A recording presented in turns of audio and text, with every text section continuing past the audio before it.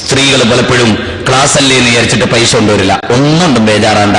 കയ്യിന്റെ 2 വിരലിലുള്ള മോതിരം, കൈത്തണ്ടയിലുള്ള വള, കഴുത്തിലുള്ള മാല, അരയിൽ തൂക്കിയ അരഞ്ഞാണം, ഇതൊക്കെ ആഭരണമാണ്, ഇതൊക്കെ സ്വർണമാണ്, ഇതൊക്കെ പുണ്യമുള്ള കാര്യമാണ്. അതുകൊണ്ട് അത് അഴിച്ചിട്ട് അവിടെ ബക്കറ്റുണ്ടേ അവിടെ ഇടുക. 1 പവൻ, 2 പവൻ, 5 പവൻ. ഇത് വെറുതെ പറയല്ല. സ്വർണം വേണമോ സ്വർഗം വേണമോ എന്നാലോചിക്കുക. എന്താണ്? സ്വർണം വേണമോ സ്വർഗം വേണമോ എന്ന് ആലോചിക്കുക. എന്താ വേണ്ടത്? സ്വർണം വേണമോ സ്വർഗം വേണമോ എന്ന് ആലോചിക്കുക. എന്നിട്ട് അതെന്റെ ഭർത്താവ് പറഞ്ഞിട്ടുണ്ട്, ഒരുപാട് പൈസ നഷ്ടപ്പെട്ടിട്ടുണ്ട് എനിക്ക്.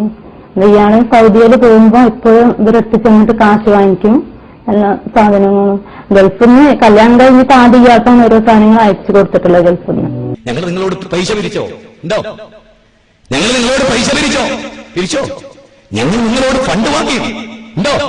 വെറുതെ ഉണ്ടായോ? പാട്ടപ്പിരിവ് നടത്തിയോ? ഉണ്ടോ? മയ്യത്ത് നിസ്കരിച്ചിട്ട് പൈസ വാങ്ങിയോ? കല്യാണത്തിന് അൽഫാത്തി ഓതിട്ട് പൈസ വാങ്ങിയോ? അതെന്റെ ഭർത്താവിന് പറഞ്ഞിട്ടുണ്ട്, ഒരുപാട് പൈസ നഷ്ടപ്പെട്ടിട്ടുണ്ട് എനിക്ക്. ഇയാള് സൗദിയിൽ പോകുമ്പോ എപ്പോഴും ഇവരെത്തി ചെന്നിട്ട് കാശ് വാങ്ങിക്കും, എല്ലാ സാധനങ്ങളും. ഗൾഫിൽ നിന്ന് കല്യാണം കഴിഞ്ഞിട്ട് ആദ്യം ഇയാൾക്കാണ് ഓരോ സാധനങ്ങൾ അയച്ചു കൊടുത്തിട്ടുള്ളത് ഗൾഫിൽ നിന്ന്. വലിയ സംഖ്യ തരാൻ ഉദ്ദേശിക്കുന്നവർ ഞാനുമായി ബന്ധപ്പെട്ട് നമ്പർ വാങ്ങി അഡ്രസ് വാങ്ങി അത് അയച്ചു തരിക. ഞങ്ങൾ നിങ്ങളോട് പൈസ പിരിച്ചോ? ഞങ്ങൾ നിങ്ങളോട് ഫണ്ട് വാങ്ങി ഉണ്ടോ? വെറുതെ ഉണ്ടായോ? പാട്ടപ്പിരിവ് നടത്തിയോ?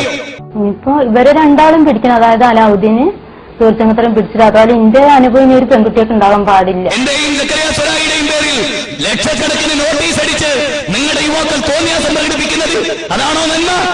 ആ കാര്യങ്ങളിൽ ഉറച്ചു പറയാൻ ഉള്ള ആളുകൾ പുറത്താക്കപ്പെട്ടു എന്ന് പറഞ്ഞ് സന്തോഷിച്ചുവല്ലേ നിങ്ങൾ? മഹാനാദൻ നബിയെ സ്വർഗത്തുനിന്ന് പുറത്താക്കിയിട്ടുണ്ട്. എന്തിന്?